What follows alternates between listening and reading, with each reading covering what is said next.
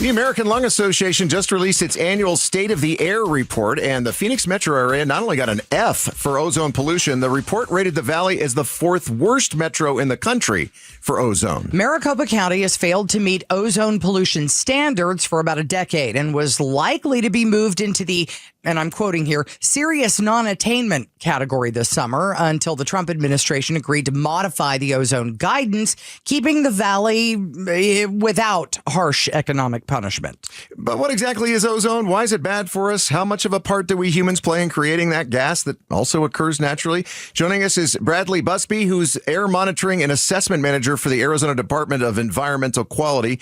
Thanks for joining us. And let's start with what ozone does to us. Sure. So ozone, similar to other pollutants like dust, impacts your lungs, may cause like burning eyes, and it's going to make just in general your life a little bit more difficult if you're breathing in high levels of ozone. Is it dangerous? It's a natural pollutant, but it is something we don't want to be breathing in high quantities. It's really formed from nitric oxides or nitrogen oxides and volatile organic compounds in direct combination with the sunlight we get here. That's what really forms the ozone. So vehicles driving, paints, natural sources kind of create those VOCs and the nitrogen oxides. And then when we have as much sunlight in the summertime as we have here, that really is going to form that ozone at the ground level and make it a little bit more difficult for us to control that. Matthew Poppin, who's the environmental director for the Maricopa Association of Governments, told Axios that since about 2017, the valley's ozone pollution has stayed stubbornly high, even though local man-made emissions that contribute to ozone formation continue to fall. Do you agree? And if that's the case, what can we do to reduce ozone if it's, we're trying to reduce the problems that cause ozone? Exactly. And that's true. We are seeing the combination of things that form ozone go down that are man-made here, but ozone itself continues to increase. Lots of possible reasons for that. One is wildfires. Wildfire smoke and the gases that wildfires put off definitely influence our ozone here. And we've seen a lot of wildfires in the West, even up in Canada, that have blanketed much of the U.S., including Arizona at times, and that can influence our ozone negatively for sure.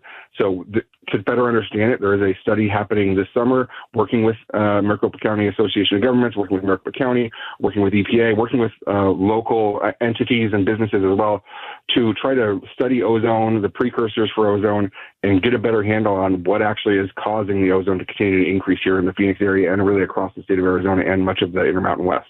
Bradley Busby is the Air Monitoring and Assessment Manager for the Arizona Department of Environmental Quality. We've been talking about ozone.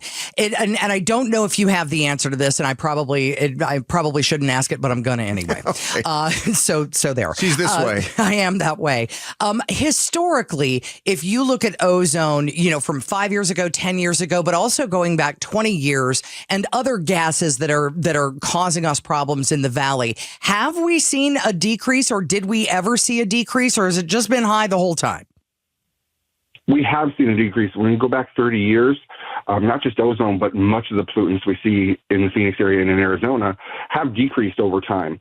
We've gone and made vast improvements. Vehicle emissions have improved over the years as well. Our testing of those vehicles has gotten better. So we've seen improvements. The challenge is we've kind of reached this plateau where we haven't been able to get quite past that level of the National Ambient Air Quality Standards, but those have also tightened over time. So while we've made improvements, the bar that we have to get to has continued to get more and more challenging. And we're getting to the point now where, given natural sources of ozone, given wildfires, given these other things that aren't really within our control, it's going to be a real difficult challenge for us to get to those levels that will actually have us attain the standards. That's where we got to continue to learn more and see what else might be out there that we can better control, or really is the natural sources of ozone such that we're not going to be able to get much more improvement because of where we live, because of the sunlight we get, because of the hot summers we get with just clear days, and the amount of people that live here. It just may be really, really challenging for us to improve ozone all that much more without some new research or new understanding. Wow. All right. It sounds a very complicated issue. Bradley Busby is Air Monitoring and Assessment Manager for the Arizona Department of Environmental Quality. I will say this. Both my kids have asthma. Right. My wife has asthma too. I've got very, very mild asthma, but my 9-year-old, she'll spend hours at the gym. She's a gymnast. She loves that stuff, and it doesn't trigger her asthma. 5 minutes jumping on the trampoline in the backyard, and she comes in and she almost has to use her inhaler almost every time now. Yeah, but the question is, it's like, what can we do about it? Yeah, I know. We all want to live in a cleaner environment, but again, he mentioned moving goalposts are a problem, and yes, there has been an improvement over years, so it's a tough one. Thanks for watching Arizona's Morning News. Click to watch more from KTAR News and hit the button in the middle to subscribe.